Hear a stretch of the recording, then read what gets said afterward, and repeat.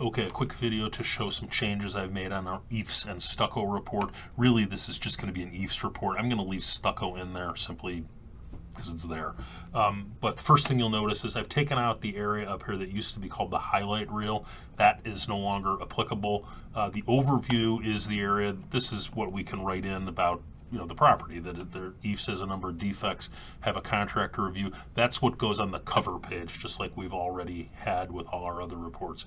General description, I have taken this down and boiled this down into a much smaller and succinct area. Each of these used to be its own section. Type of cladding was a section, type of EIFS was a section, system manufacturer. Now it all boils down, and when you look at this, it works out pretty nice in here where it's pretty small. It just talks about what the house is constructed like. So back to our report. This is the biggest change, is when we go down to the inspection. And you'll see in here we've got a whole bunch of different little checklists. The reason I did different checklists is just to kind of keep them broken out. So the moisture and substrate checklist, sealant and flashing checklist, wall penetrations checklist, and then I think the last is terminations. Yeah, so they could be all run together. I just elected to keep them broken out so that it kind of keeps a mental check for us. These are areas, none of these will add a comment per se in the report, but it will let the people know that there are problems, or not problems, and it will remind us to like in here with overall sealant condition, if we have failing sealants noted, that should remind us, hey, we better have some comments about failed sealants. Same thing with all the rest. The caulk at wall penetration is fine. Sealant around windows needs repair. So some of these are a little redundant, but you'll sort of, when you walk through here, you'll see. I haven't made any of these required. They're all recommended. I don't think anything, nothing is required, but I really would like you, as you're going through here, to click on any of them that are appropriate.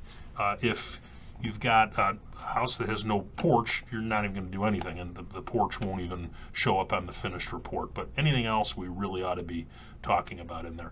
Now, when we find defects, this is where you're going to go into the general comments. Each of these has a comment attached to the checkbox. So these would be just like we're using a regular report. These are the most common defects we run into. If you find something different, like let's just say that, well, here ants is in here. Let's just say that we found woodpecker damage. I don't know if I've got woodpecker in here, but you would go in here, add a comment that says add observation. You would put in, there is woodpecker damage, blah blah blah, right there, and then you can slide a photo in there, and that's how you can build your own comment. But most of these will be able to you'll just be able to kind of go through here and click on all of the different areas where you found defects. Very important that we don't just click on here like control joints not present, cracking evident. You can't simply put that in there. You've got to go down into here and find the control joint area. I don't know where it's at, but find it in there, and you've got to add a note about the control joints and take a picture of the cracking. This would also be an area where, if you're going to take pictures of moisture readings, like right here, you can put moisture found.